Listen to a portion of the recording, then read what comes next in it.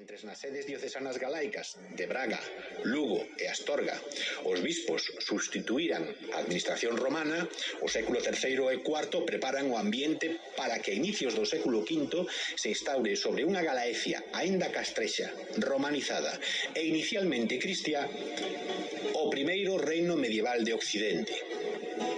Aclaración que acompaña ao título In tempore suovorum, o tempo dos suevos na Galaecia, 411-585. Magna exposición sobre este período do noso pasado, celebrada no ano 2017 co patrocinio do Goberno galego, a Banca, a Diputación de Ourense e a colaboración do Bispado e Concello desa cidade.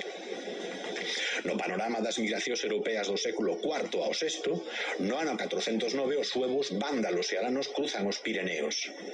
Cóntanolo o bispo de Aqua Flaviae, hoxe Chaves, Iracio, demostrando que son os bispos quen están na cúspide da estrutura sociopolítica. O saqueo de Braga no ano 456 escandalízao. Pero certo que son alrededor de 25.000 individuos, apenas un 3% da poboación galaico-romana, pero con suficiente impulso para erguer o primeiro reino no Occidente e dar a luz o alcumado tamén primeiro esplendor cultural no noso territorio. Os historiadores falan de que a personalidade cultural castrexa, a lombo da romanización e a cristianización, acaba de se manifestar políticamente por medio dos suevos, un reino no que Lugo tamén tivo o seu papel como capital política dunha das faccións en loita. A soberanía do reino dos suevos evidenciase na emisión de moedas sobre o modelo romano, pero co rei Requiario a mediados do século V co retrato propio.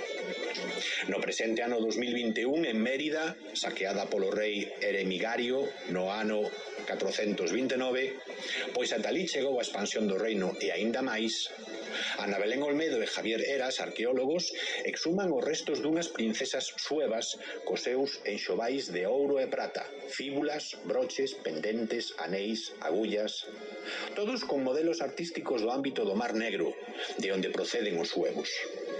En Samos, un anel de ouro co nome de Teudorico e unha cruz, arredor todo dunha cabeza cun casco guerreiro, pode expresar o sincretismo cultural que será contundentemente reconducido á ortodoxia polo alcumado apóstolo dos suevos. San Martiño de Dumio, hoxe patrón da diócese de Ourense. Como o druida Merlín que aconsella a Artur, nos 3 concilios celebrados en Braga, aínda hoxe capital espiritual de todo Portugal, reconduce a estrutura do cristianismo galaico, así como a política do reino desde mediados do século VI, pois en presencia do rei Teodomiro e os bispos do reino promulga os canons contra o cristianismo no primeiro concilio. No segundo concilio, ante o rei Miro, define a trama territorial das dióceses e parroquias e, outra volta, condena agora cunha obra específica de Correctione Rusticorum as manifestacións do cristianismo persistentes. Antes, incluso do terceiro concilio, San Martiño consegue, primeiro, a conversión ao catolicismo dos suevos, arrianos, nunha alianza estratégica contra os visigodos por parte da monarquía sueva e a Igrexa Católica.